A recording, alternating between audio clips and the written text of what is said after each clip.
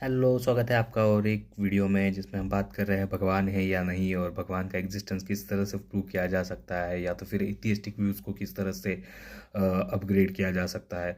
Debate हुई है मुफ्ती साहब और जावेद अख्तर साहब के बीच में और मुफ्ती साहब ने बहुत अच्छी तरीके से अपने पॉइंट रखे हैं, लेकिन उस पॉइंट्स को जावेद अख्तर साहब कहीं पे भुनाना भूल गए थे शायद से, क्योंकि ये डिबेट इतनी बढ़िया हो सकती थी जिसमें एथिस्टिक पॉइंट जो है वो बढ़िया उभर के आ सकता था, लेकिन ऐसा हुआ नहीं है।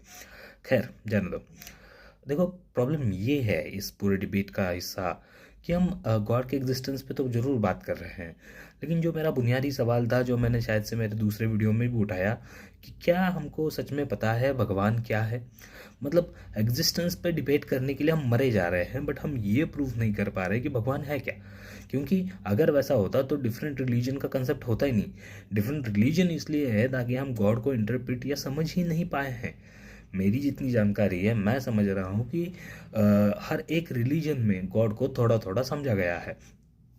अब बात करते हैं जी लॉजिकल डिबेट की, जो मुफ्ती साहब ने अपने भाषण में कहा था कि हम किसी रिलीजियस का रेफरेंस नहीं देंगे, लेकिन अगर लॉजिकल बेसिस पे भी देखा जाए, मुफ्ती साहब एक ऐसे एंटिटी की बात कर रहे हैं जो स्पेस एंड टाइम से परे है, लेकिन वो ये नहीं बता रहे कि स्पेस एंड टाइम से परे क्या होता है और वो क्या चीज़ है जो स्पेस एंड टाइम से परे है जहाँ पे भगवान है। मतलब दे इवन डोंट नो कि ये स्पेस एंड टाइम से परे है क्या।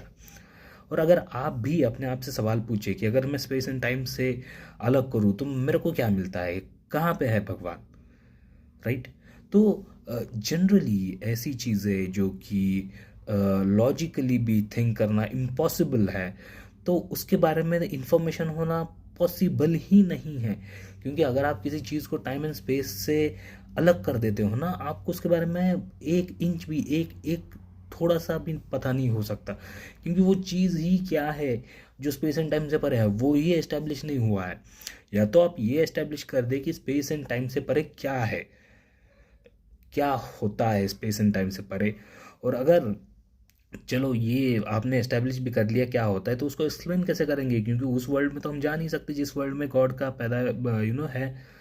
तो गॉड जिस वर्ल्ड में है उस वर्ल्ड में हम जा भी नहीं सकते, तो हम उसको जान भी नहीं सकते, और हमको ये पता भी नहीं चलेगा कि वो क्या है कैसे है। तो हम उसके एग्जिस्टेंस के बारे में क्या डिबेट कर रहे हैं, इस बारे में हम क्यों डिबेट नहीं कर रहे कि गॉड क्या है।